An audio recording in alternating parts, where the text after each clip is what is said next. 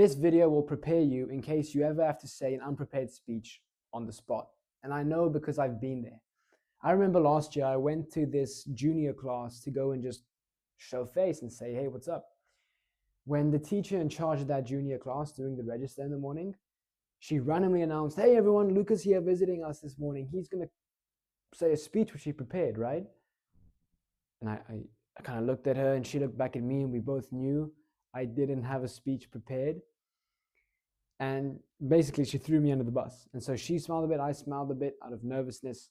And in about 10, 15 seconds max, while everyone was slowly quieting down, I was able to grab a little bit of this and a little bit of that and mix it together and give him this little cocktail to sip on.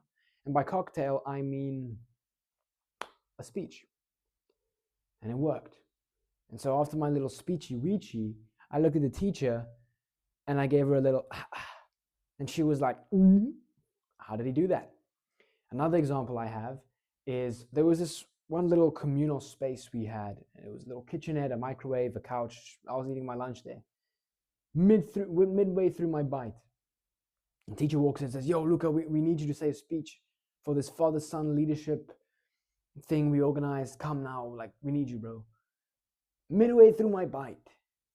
And, you know, I like to stuff my face, so I start coughing up the previous bites, ground beef and rice, wiping my mouth a bit, putting my blazer on while I'm quickly thinking what I'm going to say. And it's about a 40-second walk. I was maybe able to buy myself about another 30 seconds. So in about a minute and a half, give or take, I was able to prepare somewhat of a speech, say it to about 200 to 400 people, and have a great success.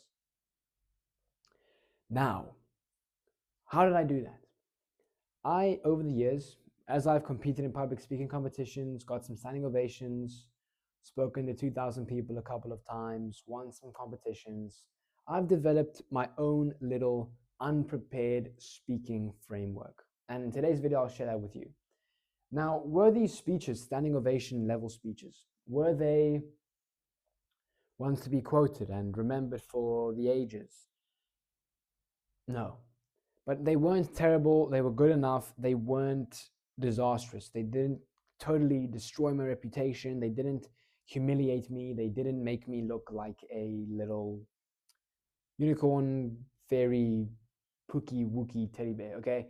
I was able to still maintain a decent amount of my competence, actually a large amount of my competence.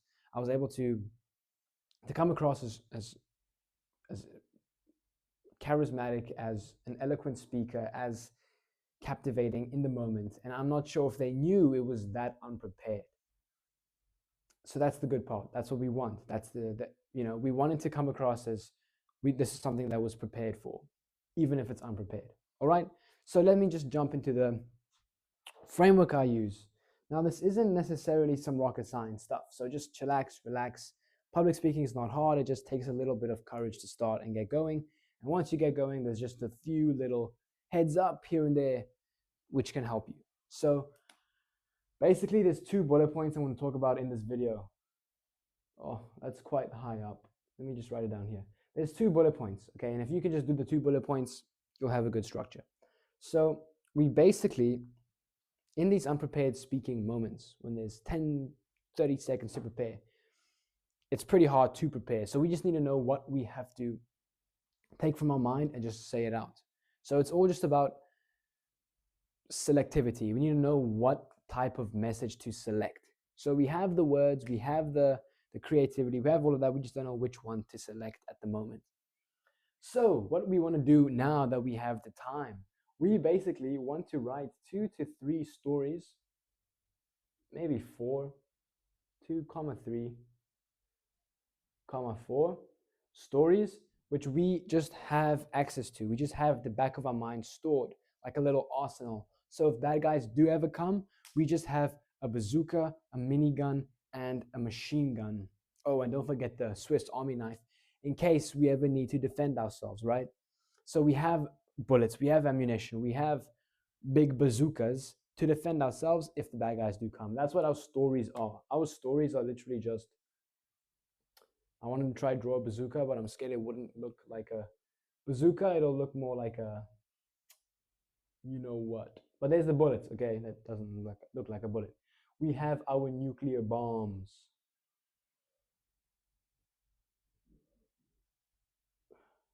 Does that look like a nuclear bomb?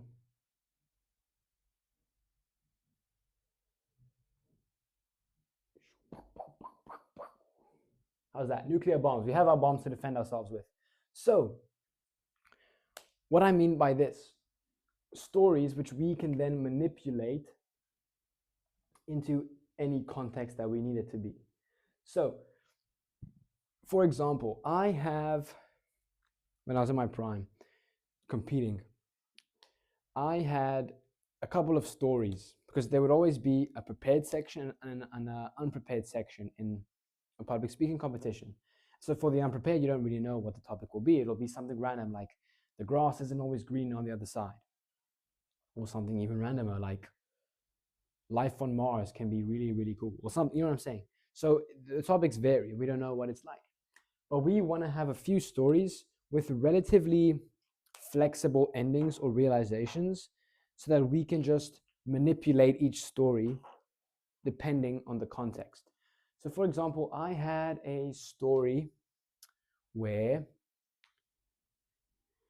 basically when I was in the beginning of high school, a freshman, a junior, whatever you call it, a little guppy in a big pond, essentially, it was hard in the beginning. I was little, small fish, big pond, difficult. When I was a freshman, I wanted to be a senior. But now that I'm a senior, I want to be a freshman. So that topic could kind of it's very malleable. It can be, we can pivot that, we can use that to differentiate into different topics. So maybe they do say the grass isn't always greener on the other side. I have this story to say, hey, when I was little, I wanted to be a grown-up. Now that I'm a grown-up, I just want to be little again. Does that make sense? Maybe it's a topic like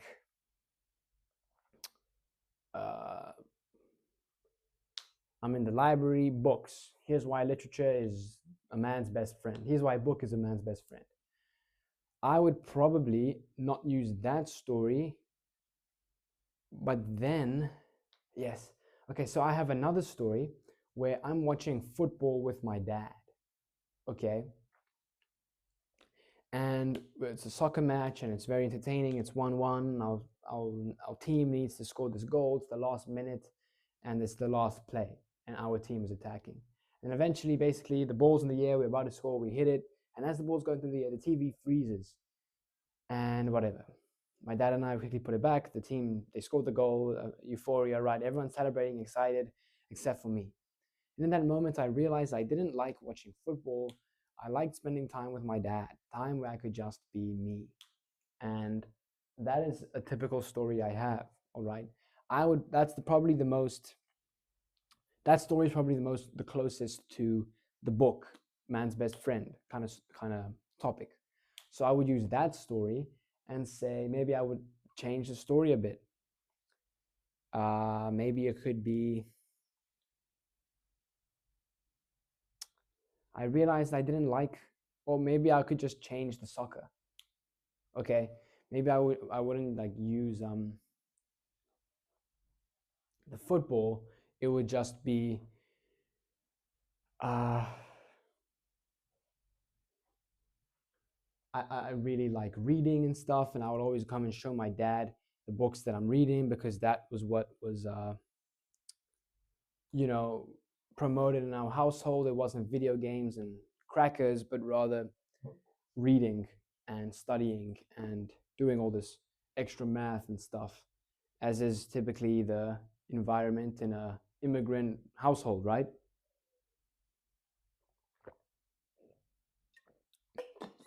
And then now, as I read books every day to study, I realize that I don't actually like the books.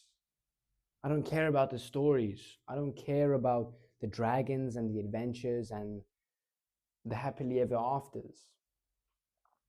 For me, books was all I ever had to connect to my dad. Books was the only thing him and I shared in common. Books was the only way I could be seen. Books were the lens that allowed me to be seen in the eyes of my father. Does that make sense? So that's how we can play around with it. So it's a very similar story in, its essence, but I've kind of changed and tweaked it a bit to maybe apply to that. So books are not man's best friend. Books are not my best friend, they're my enemy. Because I just wanted to be seen by my dad, but all he could ever see was the books, was the knowledge, was the output, the return on investment. Books have always been my enemy. So that's how we play around with the topic as well, which leads me into a third little bracket point, which we could maybe get to. But I hope you understand that if, as long as you have a few little stories you can work with, you can just manipulate them depending on the context. So another one would be, there was this Valentine's Day story I had. I was a little kid in primary school, what's that, junior elementary school, something in America. And I'm gonna go and ask this girl I like to be my Valentine. And so I wake up that morning, I have this whole plan planned out, and it's amazing. And before I can ask this girl, we're getting dressed into our physical education apparel, PE recess. I take off my shirt and she looks at me and we have this little moment and I can see the sun shining in her eyes, a little strand of hair covering her forehead, a tiny little gap between her teeth, but I kind of like it. And she says, "Luca, you're kind of fat." And that hurt. That really sucked. So my whole day was ruined. And I went home that day. Yeah, I low-key didn't want to be alive. Um, and hey, it sucked. My mom was saying, "How's your day been?" "Yeah, it's fine. But it all changes when I hear my dad talking on the phone with my grandma. And she was going through a really rough time in her life at the time. She'd lost her best friend, her husband, and her cat, Zorro, all in the span of 1 week. And so he passed me the phone just to say hi, as was usually the case. And we turned it to FaceTime mode. And as my face came into frame, I could see her face light up. Her skin looked far more vibrant than before. Her wrinkles were just eradicated. And just seeing the way her whole face changed with that little act of me just saying, "Hi, Grandma," I realized that that was love. Love wasn't this elaborate display of teddy bears, but it was little things. Love wasn't this noun, a gift. Love was a verb, an action. You see, I thought love was this big firework that lights up the sky. But love is a tiny candle that lights up your heart. So that's what I'm going at. That's the story we have. It's love, it's family, it's friendship, it's relationships. It's things not going as planned. So we can use that to, maybe it's something on, I don't know. I have another story, for example. Oh, let me not just keep giving you stories here, but you get the idea. So you want to have a few stories which you can use to go and pivot, and ones that are malleable, ones that you can change, dependent on the context. So if it's a little random class of kids, hey, Luca's going to say a speech to you guys. Whoa, I don't have a speech. Okay. When I was your age, all I wanted to be was cool. I wanted to wear my uniform I wanted to find the sweet spot between getting away with having my uniform in the incorrect way. Does that make sense? So having my socks just low enough, my shorts just short enough, my sleeves just short enough to show off my muscles, my tie just short. I don't know why everything's short here, but my tie just short enough, my hair just long enough, when it was COVID, my mask just below my nose. I wanted to be cool. I didn't think, it was cool to go to extracurriculars. I didn't think it was cool to go to public speaking club and to go to all these different clubs and societies. I didn't think it was cool to try my best academically. I thought it was cool just to break rules, to get girls, and to score goals. And that's 99% true, but the other 1% is what makes you whole, what makes you complete. And now that I stand here after being sat where you were, I can realize that I was wrong. Because now I realize that it's actually cool, not in your idea of being cool, but looking back, I'm so grateful with how many new people I've met, how many opportunities I've soaked up, and how much growth I have experienced just simply by trying to not be as cool. Because cool doesn't mean not trying. Cool is trying to do well in academics, trying to do well in sports and societies, clubs and extracurriculars. That is cool. And it's simply just a reflection of your attitude, which ultimately determines your altitude. So this is all random, that's all solo, that's all yap, but I hope you get the idea here. We can simply just use little stories like that, little random connections, little things we can speak on the spot about, and we can just play around with the ending, with the realization to fit the context.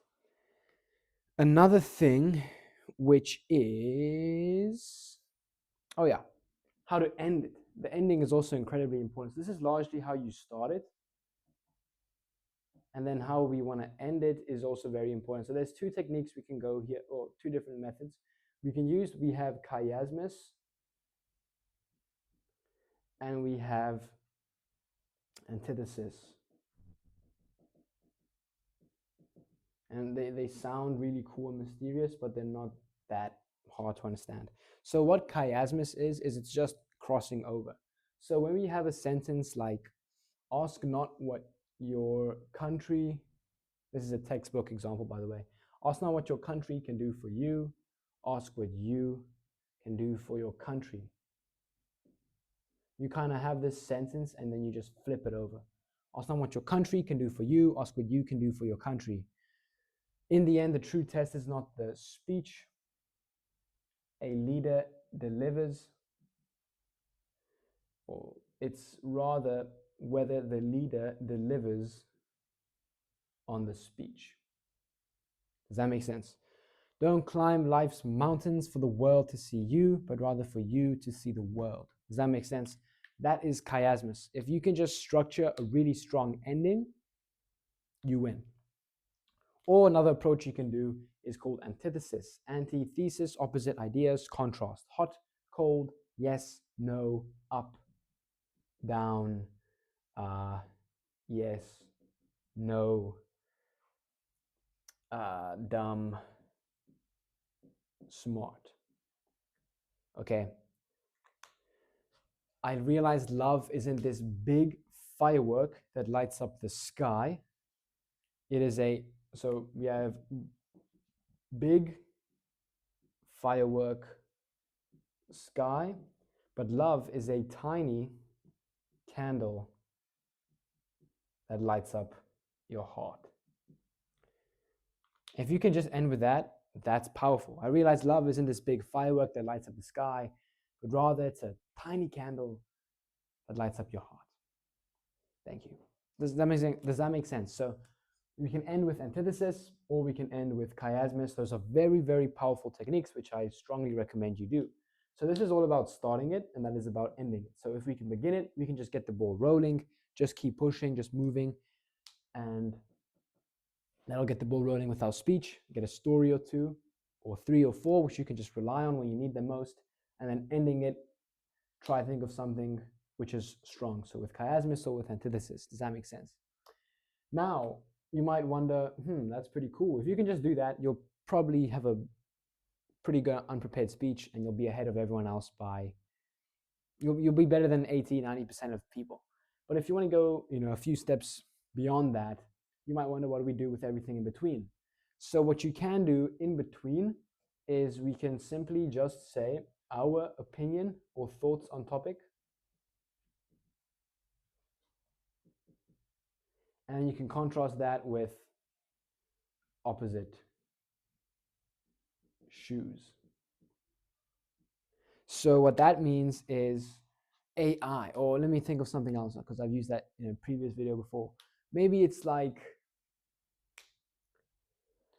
hot dogs are the best snack ever when you're at a football game. And I want to be like, hell no, they're not, bro. Hot dogs suck. Let me tell you why. Then I say a story.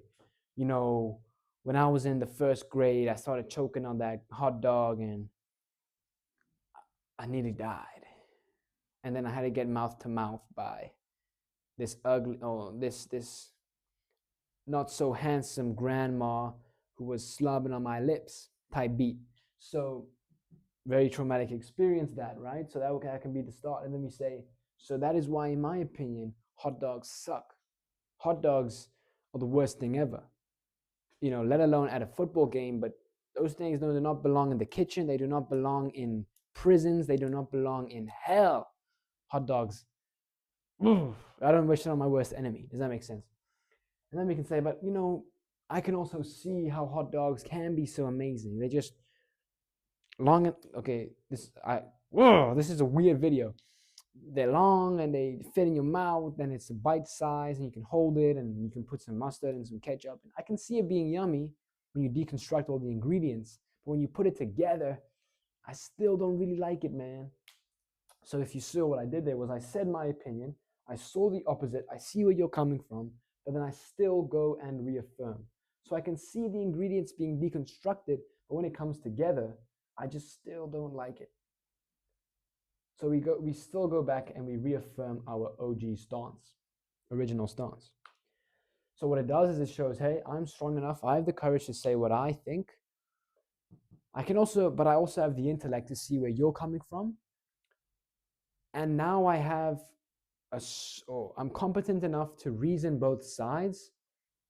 I see both sides, and seeing your side, I still go back to my point. Does that make sense? And then you can end with a strong chiasmus or antithesis, any technique you like. And it is for that reason that either hot dog will be the end of me, or I will be the end of the hot dog.